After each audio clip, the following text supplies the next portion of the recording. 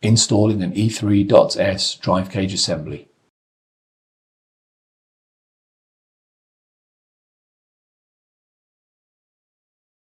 Insert the drive cage assembly into the drive cage slot until the plunger clicks into place.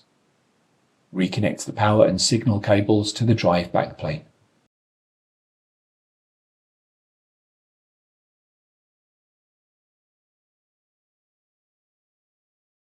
Reinstall all the drives or drive bay fillers into the drive bays.